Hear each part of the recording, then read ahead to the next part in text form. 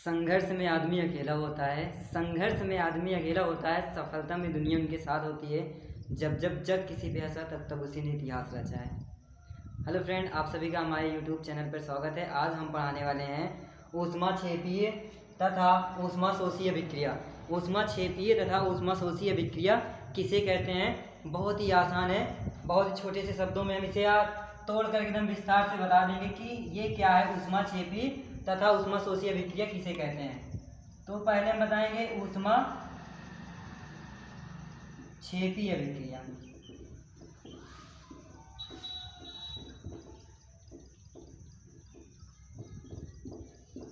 ऊष्माक्षेपीय विक्रिया किसे कहते हैं?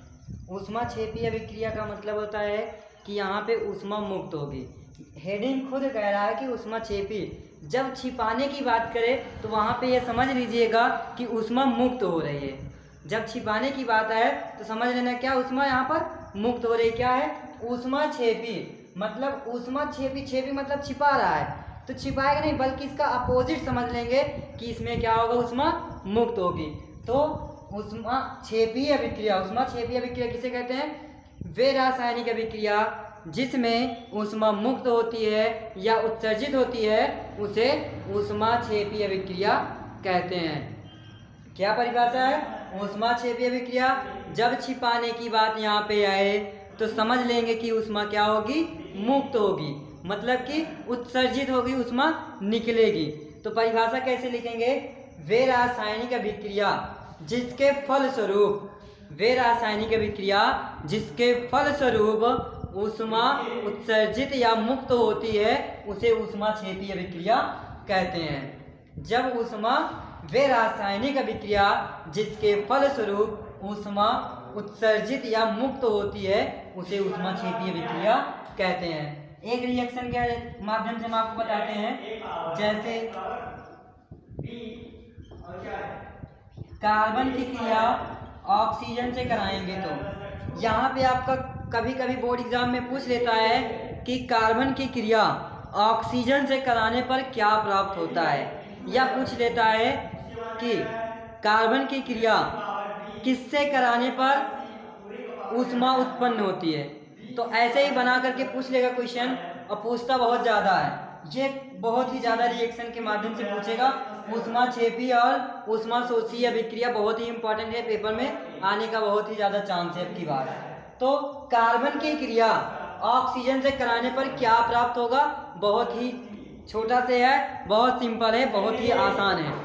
तो यहाँ पे कार्बन है, कार्बन का मतलब होता है कोयला, कोयला को हम कार्बन के नाम से जानते हैं, ठीक। और ऑक्सीजन है, ऑक्सीजन की क्रिया किसी भी तत्व के साथ या किसी भी पदार्थ के साथ कराएंगे तो यहाँ पे ऊष्मा उत्पन्न होगा। जब कभी किसी भी तत्व का या किसी भी पदार्थ का ऑक्सीजन के साथ क्रिया कर रही है तो यहाँ पे क्या होगा, ऊष्मा मुक्त होगी या ऊष्मा उत्सर्जित होगी। जब ऑक्सीजन के साथ ये क्रिया करेगा तो क्या होगा, यहाँ पे कार्बन डाइऑक्साइड जरूर निकलेगा। कोई भी पदार्थ अगर ऑक्सीजन के साथ क्रिया कर रही है या जलाएंगे तो उसमें से कार्बन डाइऑक्साइड जरूर निकलेगा। आप घरों में अपने कभी भी किसी भी वस्तु को आप जलाए हैं तो वो कब जलता है? जब तक उसमें ऑक्सीजन रहेगा तभी तक वो जलेगा, नहीं तो नहीं जलेगा। ऑक्सीजन के संपर्क में कोई भी वस्तु होगी वो जलेगा, ऑक्सीजन के संपर्क में कोई भी वस्तु होगी जलेगा, और कार्बन डाइऑक्साइड के संपर्क में जाते ही वो बुझ जाएगी। तो यहाँ पे है क्या, कार्बन की क्रिया ऑक्सीजन के साथ कराएंगे तो कार्बन डाइऑक्साइड निकलेगा। क्या निकलेगा? कार्बन डाइऑक्साइड निकलेगा, प्लस इसमें ऊष्मा भी मुक्त होगी।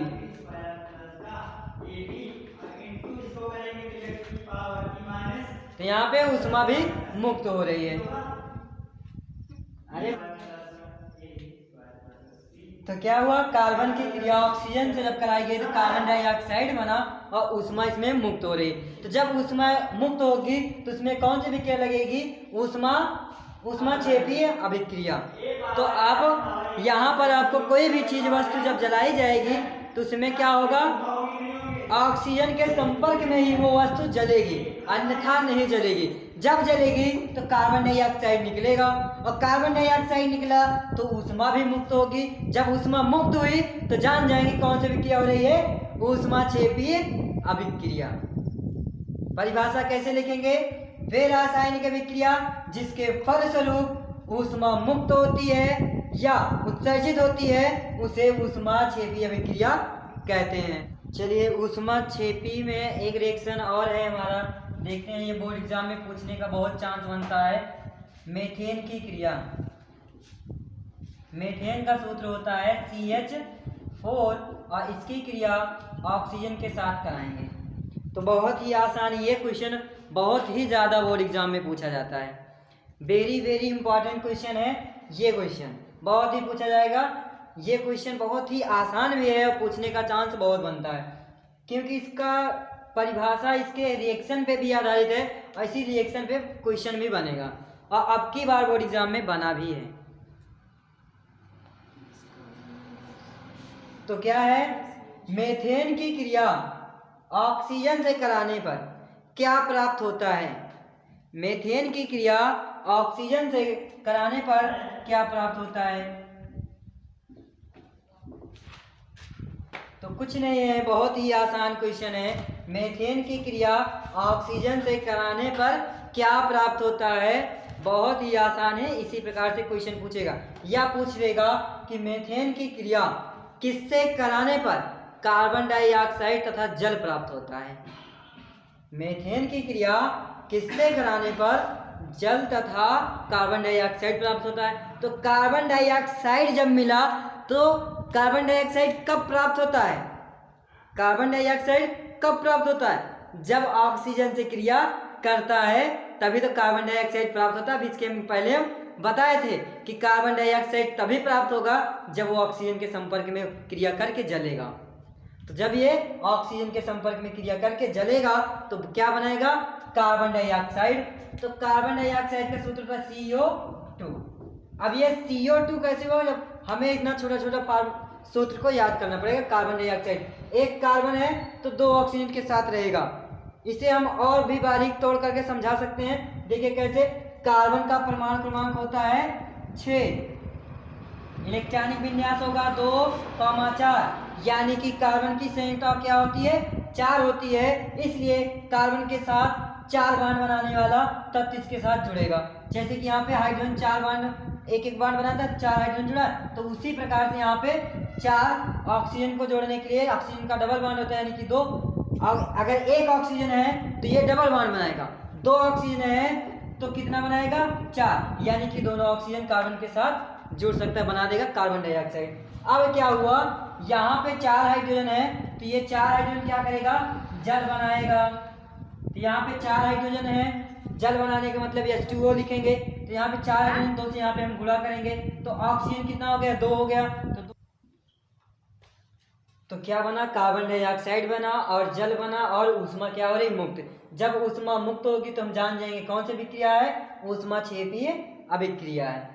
मीथेन की क्रिया ऑक्सीजन से कराने पर क्या बना, कार्बन डाइऑक्साइड और जल प्राप्त हुआ प्लस ऊष्मा क्या हो रही, मुक्त हो रही।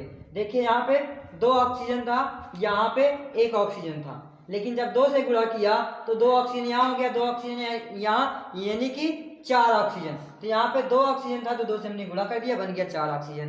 तो ये रिएक्शन हमारी हो गई कंप्लीट। अब चलते हैं ऊष्माशोषीय विक्रिया। क्या है हमारा अगली हेडिंग, ऊष्माशोषीय विक्रिया है। इसमें क्या होता है, जब मनुष्य, मतलब कि मनुष्य कौन सी गैस ग्रहण करता है, ऑक्सीजन। जब ऑक्सीजन ग्रहण करता है तो कार्बन डाइऑक्साइड छोड़ता भी है। तो ऑक्सीजन जब लेता है तो कार्बन डाइऑक्साइड छोड़ता है, यानी कि ऑक्सीजन ले करके वो कार्बन डाइऑक्साइड छोड़ेगा कब, हमने अभी इसके पहले बताया कि कोई भी वस्तु ऑक्सीजन के संपर्क में जलेगा और ऑक्सीजन के संपर्क में ही वो क्रिया करेगा। मतलब कि ऑक्सीजन के संपर्क में जब कोई भी वस्तु को जलाया जाए या ऑक्सीजन के संपर्क में कोई भी क्रिया कराई जाए तो वो जलेगा। जब जलेगा तो उसमें कार्बन डाइऑक्साइड निकलेगा, कार्बन डाइऑक्साइड निकलेगा तो यानी कि ऊष्मा भी निकलेगी। तो ऊष्मा भी निकलेगी, लेकिन कुछ अभिक्रिया में जो होता है कि ऊष्मा नहीं निकलती। जैसे कि जब हम ऑक्सीजन ग्रहण करते हैं तो कार्बन डाइऑक्साइड छोड़ते हैं, तो कार्बन डाइऑक्साइड छोड़ते हैं, लेकिन क्या हमारे शरीर से क्या ऊष्मा निकलती है, नहीं निकलती है। ऊष्मा का क्या कर लेता है, अवशोषण कर लेता है। क्या कर लेता है, ऊष्मा का अवशोषण कर लेता है। तो जब ऊष्मा का अवशोषण कर लेता है तो उस अभिक्रिया को क्या कहते हैं, ऊष्मा शोषी अभिक्रिया कहते हैं। तो इसकी परिभाषा क्या बनेगी, वे रासायनिक अभिक्रिया जिसके फलस्वरूप ऊष्मा का अवशोषित हो जाता है उसे ऊष्मा शोषीय अभिक्रिया कहते हैं। जिसमें ऊष्मा का अवशोषित हो जाता है उसे ऊष्मा शोषीय अभिक्रिया कहते हैं। चलते हैं एक रिएक्शन देखते हैं कैसे होता है। नाइट्रोजन की क्रिया ऑक्सीजन से कराएंगे तो क्या बनेगा, Na2। अब देखिए यहाँ पे कैसे हम रिएक्शन को बैलेंस करेंगे। इसे हम मिटा भी देते हैं तो हम इसे कैसे बैलेंस करेंगे। नाइट्रोजन की क्रिया ऑक्सीजन के साथ कराएंगे तो ये आपस में क्या करेगा, दोनों क्रिया कर लेगा, दोनों आपस में क्या होगा, जुड़ जाएगा। तो जुड़ेगा कैसे, Na लिख देते हैं और वो लिख देते हैं तो क्या बन गया, ये नाइट्रिक अम्ल। इसका नाम है क्या, नाइट्रिक अम्ल। लेकिन यहाँ पे नाइट्रोजन कितना, 2 है, यहाँ पे भी 2 ऑक्सीजन है। तो हम कहाँ पे गुणा कर दें कि दोनों क्या हो जाए, बैलेंस हो जाए। तो हम यहाँ स्टार्टिंग में 2 से जब गुणा कर देंगे तो ये जब 2 से जब गुणा होता है स्टार्टिंग में सबको बैलेंस करता है। जितने उसके साथ तत्व होंगे सभी को क्या कर देगा, बैलेंस कर देगा। ये आपका बहुत ही छोटा सा रिएक्शन है। अगर ये समझ में आ गया आप बड़े से बड़े रिएक्शन को आप आसानी से सॉल्व कर लोगे। तो 2 से यहाँ गुणा किया यानी कि नाइट्रोजन 2 था, 2 नाइट्रोजन हो गया, ऑक्सीजन 2 था तो 2 ऑक्सीजन हो गया। यहाँ पे जो गुणा होगा वो सभी को बैलेंस करेगा। ठीक, ये हो गया क्या, नाइट्रिक अम्ल। लेकिन इसमें ऊष्मा मुक्त नहीं होगी। ठीक, अब आगे पहला रिएक्शन हो गया। अब जब हम ऑक्सीजन को ग्रहण करते हैं और कार्बन डाइऑक्साइड को छोड़ते हैं तो उस पर एक रिएक्शन हम बताते हैं। ये भी बहुत ही इंपॉर्टेंट है, ये आपको 10 के बोर्ड एग्जाम में पूछा जाएगा और प्लस जो है इंटर में भी, इंटर के लेवल से ये रिएक्शन आपके लिए बहुत ही ज़्यादा इंपॉर्टेंट होने वाली है। तो दूसरा रिएक्शन है ग्लूकोज का सूत्र क्या होता है। ग्लूकोज का सूत्र होता है C6H12O6। इसकी क्रिया देखिए, हमारे शरीर में जब हम भोजन करते हैं तो हमारे शरीर में ग्लूकोज उत्पन्न होता है। और वो ग्लूकोज कैसे बनता है, मतलब कि ऊर्जा कैसे बनती है, ऊर्जा माइटोकॉन्ड्रिया के द्वारा बनाता है। ऊर्जा किसके द्वारा बनाता है, माइटोकॉन्ड्रिया जो होता है मनुष्य के शरीर में या पादप के शरीर में, किसी भी जंतु, पादप कोशिका हो या जंतु कोशिका हो, उसमें माइटोकॉन्ड्रिया पाई जाती है। माइटोकॉन्ड्रिया क्या करता है, ऊर्जा को उत्पन्न करता है, ऊर्जा बनाते हैं। तो माइटोकॉन्ड्रिया ऊर्जा बनाती है, ऊर्जा बनाने का मतलब कि ग्लूकोज को बनाएगा। तो यहाँ पे ग्लूकोज जब बना तो ये क्रिया किससे, हम ऑक्सीजन जब ग्रहण करते हैं तो यानी कि जब ऑक्सीजन ग्रहण करेंगे तो कार्बन डाइऑक्साइड हम छोड़ते भी हैं। जब हम ऑक्सीजन ग्रहण करते हैं तो कार्बन डाइऑक्साइड छोड़ते हैं, यानी कि 6 कार्बन है तो हम 1 कार्बन लिखेंगे और 2 ऑक्सीजन लिखेंगे तो बन गया हमारा क्या, कार्बन डाइऑक्साइड। कार्बन डाइऑक्साइड जब बनकर तैयार हो गया तो इसे हम बैलेंस कैसे करेंगे, ये आपको बहुत ही आसान है। कार्बन कितना है, 6 है, तो बिना कुछ सोचे समझे 6 से गुणा कर देते हैं।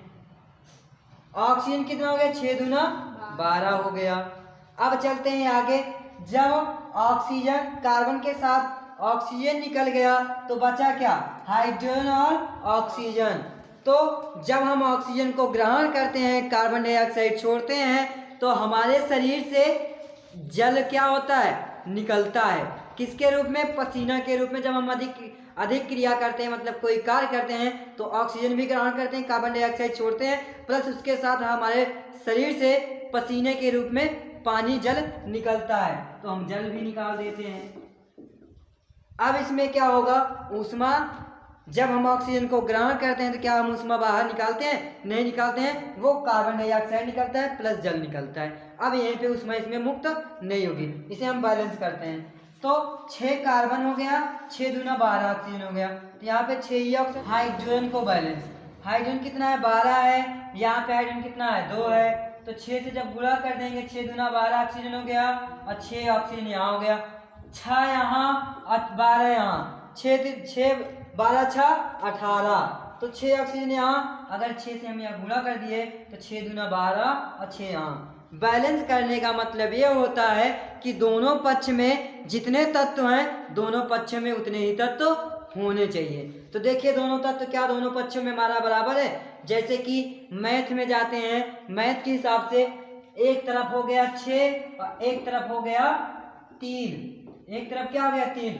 अगर दोनों पक्षों को बराबर करना है तो दोनों पक्षों को बराबर करने के लिए हम कितने से गुणा करेंगे, हम इसमें 2 से गुणा कर देंगे, तब पर भी हमारा क्या हो जाएगा, बराबर हो जाएगा। नहीं हो रहा है तो जैसे कि 3 बराबर 5 है तो दोनों को बराबर करने के लिए इसमें हम 5 से गुणा कर दें और इसमें 3 से, 3 पचे 15, 3 पचे 15, दोनों पक्ष बराबर हो गया। उसी प्रकार से इस रिएक्शन में है कि दोनों पक्षों को हमें बराबर दिखाना। जितने तत्व इधर हैं उतने तत्व उधर होने चाहिए, जितने तत्व इधर हैं उतने इधर होने चाहिए। दोनों पक्षों में क्या होना चाहिए, बराबर होना चाहिए, जिसे क्या किस नाम से जानते हैं, समीकरण संतुलित करना। ये भी 4 नंबर का बोर्ड एग्जाम में पूछा जाता है। ठीक, चलते हैं देखते हैं क्या हमारा एक समीकरण बैलेंस है। 6 कार्बन 12 हाइड्रोजन 12 हाइड्रोजन, 6 ऑक्सीजन 6 दूना 12 ऑक्सीजन, 12 6 18, 6 दूना 12, 6 एकड़ नम 6, यानी कि 12 6 18। ये हो गया हमारा क्या, बैलेंस। अब देखिए बोर्ड एग्जाम में इस रिएक्शन पे कैसे क्वेश्चन बन करके पूछेगा। ग्लूकोज की क्रिया किससे कराने पर कार्बन डाइऑक्साइड तथा जल प्राप्त होता है, ये क्वेश्चन बना। अगला क्वेश्चन क्या बनेगा, ग्लूकोज की क्रिया ऑक्सीजन से कराने पर क्या प्राप्त होता है। तो हमने बताया क्या, ऑक्सीजन से क्रिया किया तो कार्बन डाइऑक्साइड बनेगा, कार्बन डाइऑक्साइड बन गया, उसके बाद जो शेष बचा इकट्ठा सब बना दो, हो गया काम खत्म। अब एक क्वेश्चन और बनेगा, श्वसन के दौरान कौन सी अभिक्रिया होती है, श्वसन के दौरान कौन सी अभिक्रिया होती है, तो ऊष्मा शोषी अभिक्रिया होती है, बहुविकल्पी के रूप में पूछेगा। चलिए अब चलते हैं हम आपको आयनिक अभिक्रिया के बारे में पढ़ाने। क्या है, ऊष्मीय वियोजन तथा आयनिक वियोजन में अंतर, ये भी बोर्ड एग्जाम में पूछा जाता है, इम्पोर्टेंट है। ऊष्मीय वियोजन का मतलब ये होता है, हम आपको पहले भी बताया है और एक वीडियो में भी बता चुके हैं। ठीक, ऊष्मीय वियोजन, ऊष्मीय वियोजन का अर्थ जाकर के निकलता है ऊष्मा अपघटन से। किससे निकला, ऊष्मा अपघटन से। तो आयनिक ऊष्मीय वियोजन का मतलब क्या हुआ, ऊष्मा अपघटन से। अब देखिए इसमें ऊष्मीय वियोजन हो गया। अब आयनिक वियोजन में अंतर, आयनिक का मतलब होता है आयन 2 प्रकार के होते हैं, एक धन आयन होता है और एक ऋण आयन होता है। ये किससे होता है, जल अपघटन से। ये किससे होता है, जल अपघटन से। ठीक, तो आयनिक वियोजन, आयनिक वियोजन का मतलब ये होता है कि जब जल में हम चीनी नमक को डालते हैं, जब हम जल में नमक डालते हैं तो वो अपने आयनों में टूटकर अलग हो जाता है, तो वो हो गया किसमें, आयनिक वियोजन। यानी कि दोनों में अंतर पढ़ना है और कुछ नहीं। क्या है, ऊष्मीय वियोजन। ऊष्मीय वियोजन में पहला पॉइंट है, ऊष्मीय वियोजन ताप बढ़ाने से होता है। ऊष्मीय वियोजन ताप बढ़ाने से होता है। जैसे कि दूध को गर्म करना, जब दूध को हम गर्म करते हैं तो उसमें से पानी क्या होता है, दूध में पानी होता है, पानी क्या होगा, वो गर्म होकर के हाइड्रोजन आयन और हाइड्रोक्साइड आयन में टूट करके अलग हो जाएगा। तो वो क्या होगा, ऊष्मीय वियोजन ताप बढ़ाने से होता है। जब कोई भी अभिक्रिया जलाया जाए या उसे गर्म किया जाए तो उसका ताप बढ़ाते हैं, ताप बढ़ाने से उसमें वियोजन होगा। कौन सा वियोजन होगा, ऊष्मीय वियोजन होगा। उसके आयन क्या होंगे, अलग अलग हो जाएंगे। ठीक, तो क्या हो गया, ऊष्मीय वियोजन ताप बढ़ाने से होता है। जब हम ताप बढ़ाएंगे तब उसमें ऊष्मीय वियोजन होगा। अब अगला पॉइंट क्या है, ऊष्मीय वियोजन से प्राप्त उत्पाद के अणु उदासीन होते हैं। ऊष्मीय वियोजन से प्राप्त उत्पाद के अणु उदासीन होते हैं। उदासीन किसे कहते हैं? जैसे कि कार्बन, कार्बन 4 इलेक्ट्रॉन ग्रहण भी करता है और 4 इलेक्ट्रॉन त्यागता भी है। मतलब कि जिसमें धातु तथा अधातु दोनों के गुण होते हैं उसे उदासीन कहते हैं। क्या कहते हैं? उदासीन। इसमें धन आयन और ऋण आयन दोनों इसमें उपस्थित होते हैं। मतलब कि उत्पाद जो प्राप्त होगा वो धन आयन और ऋण आयन दोनों प्राप्त होगा, उसे कहते हैं ऊष्मीय वियोजन। क्या हुआ? ऊष्मीय वियोजन से प्राप्त उत्पाद के अणु उदासीन होते हैं। यानी कि जो उत्पाद बनेगा वो धन आयन और ऋण आयन दोनों बनेगा, वही हुआ क्या? ऊष्मीय वियोजन। अगला पॉइंट क्या है हमारा? ऊष्मीय वियोजन से प्राप्त उत्पाद विसरण द्वारा पृथक किए जा सकते हैं। विसरण यहाँ पे आया है। ऊष्मीय वियोजन जान गए, से प्राप्त उत्पाद, ये जान के मतलब कि ऊष्मीय वियोजन द्वारा जो उत्पाद प्राप्त होता है विसरण द्वारा पृथक किए जा सकते हैं। विसरण का मतलब क्या होता है? विसरण का मतलब होता है कि जिस प्रकार से, जैसे कि सभी के घरों में सुबह सुबह नाश्ता होता है चाय का, तो चाय जब बनाया जाता है तो उसमें अगर समय कम होता है तो उसमें ताप बढ़ाया जाता है। ताप बढ़ाने से क्या होगा? जो चाय पत्ती होती है उसके आयन क्या होंगे? टूट करके अलग हो जाएंगे। यानी कि ऊष्मीय वियोजन ताप बढ़ाने से होता है। जब चाय हम बनाएंगे तो चाय पत्ती के जो अणु होते हैं वो टूट करके उस पानी में घुल जाएंगे, यानी कि उसके आयन क्या होंगे? टूट जाएंगे। तो किससे हुआ? ताप बढ़ाने से आयन क्या होते हैं? टूट जाते हैं। ताप बढ़ाने से होता है। अगला क्या? ऊष्मीय वियोजन से प्राप्त उत्पाद के अणु उदासीन होते हैं। उदासीन, तो चाय बनाते हैं तो चाय पत्ती के अणु जब उसमें टूट जाता है तो वो उदासीन बन जाता है। क्यों? क्योंकि उसमें धन आयन और ऋण आयन दोनों की मात्रा उसमें उपस्थित होती है। तो क्या हुआ? उदासीन हो गया। अब हमारा क्या है? ऊष्मीय वियोजन से प्राप्त उत्पाद विसरण द्वारा पृथक किए जा सकते हैं। तो चाय को जब हम छानते हैं तो उसमें विसरण की प्रक्रिया होती है। विसरण का मतलब यह होता है कि तीव्र गति से चाय को छाना जा सके।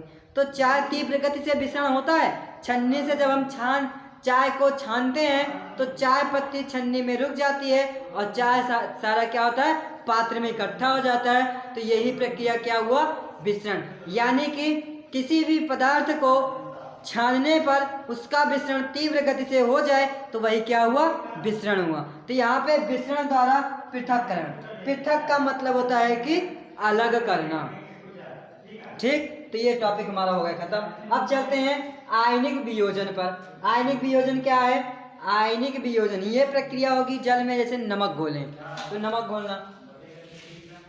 आयनिक वियोजन पदार्थ को जल में घोलने से होता है।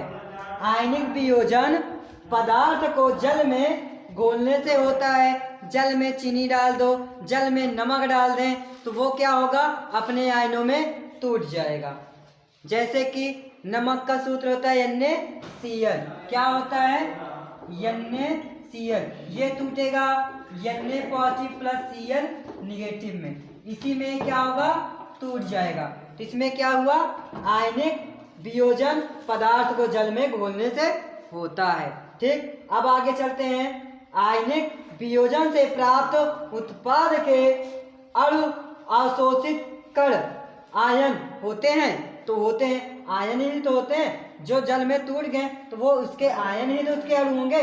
क्या है? आयनिक वियोजन से प्राप्त उत्पाद के अणु आवेशित। आवेशित मतलब कि इसके दो आवेश, आवेशित का मतलब होता है कि उसके दो आवेश होते हैं। आवेश दो प्रकार के होते हैं, धन आवेश और ऋण आवेश। आवेशित हो जाते हैं जब जल में से घोलते हैं तो ये धन आयन और ऋण आयन में टूट जाते हैं। तो आवेशित कण आयन होते हैं तो आयन ही तो होगा। क्या होगा? आयन ही तो उसका आवेशित कण होंगे। ठीक, समझ में आया ना? क्या हुआ? आवेशित कण आयन होते हैं तो आयन ही तो है, आवेशित कण जो जल में टूट गए हैं। अब आगे चलते हैं, तीसरा पॉइंट, इससे प्राप्त उत्पादों को विद्युत धारा द्वारा पृथक किया जा सकता है। तो हाँ, इसे पृथक किया जा सकता है। क्या? इससे प्राप्त उत्पाद मतलब कि जब जल में हम चीनी या नमक को घोलते हैं तो उत्पाद जो बनता है, उत्पाद को विद्युत धारा द्वारा पृथक किया जा सकता है। तो पृथक किया जा सकता है विद्युत धारा, यानी कि जब जल में हम नमक को घोलते हैं तो उसमें क्या होता है, विद्युत धारा प्रवाहित होती है। क्यों? जैसे कि घर में हम बिजली का प्रयोग करते हैं अर्थिंग दे करके, तो अर्थिंग में हम क्या करते हैं, नमक डालते हैं। गोबर गैस बनाते हैं तो गोबर गैस में भी नमक का प्रयोग करते हैं। नमक क्या करता है, विद्युत धारा को तीव्र करता है। तो यहाँ पे विद्युत धारा क्या करेगा, विद्युत धारा द्वारा पृथक किया जा सकता है। क्या? जब जल में हम किसी भी पदार्थ को घोलेंगे तो उस पदार्थों को अलग करने का काम करेगा। तो वो विद्युत धारा नमक चाहे हुआ चाहे चीनी हुआ तो उसे पृथक कैसे करेंगे? तो पृथक करने के लिए विद्युत धारा जिसके द्वारा हम विद्युत धारा प्रवाहित करेंगे तो उसके आवेशों का मतलब कि जैसे कि वायर हुआ या कोई धातु हुआ, जैसे कि यहाँ पे हम एक पात्र बना देते हैं कि यहाँ पे एक पात्र, इसमें दो छड़े हैं, तो एक धन आवेश है एक ऋण आवेश। इसमें हम पॉजिटिव Cl निगेटिव आयन हमने घोल दिया। तो जब ये घुल गया तो ये आयन क्या होगा, जो ऋण आवेश है मतलब कि ये ऋण आवेश इस पॉजिटिव के छड़ पे आकर के एकत्रित हो जाएगा और ये धन आवेश जो है ऋण आवेश पर जाकर के एकत्रित हो जाएगा। तो इसी प्रकार से विद्युत धारा प्रवाहित करने पर जो इसमें विलयन होगा मतलब कि जो इसमें घोला गया वो क्या होगा, दोनों छड़ों पे जाकर के आवेशित हो जाएगा, यानी कि उस पे जाकर के जम जाएगा। तो क्या हो जाएगा, पृथक किया जा सकता है।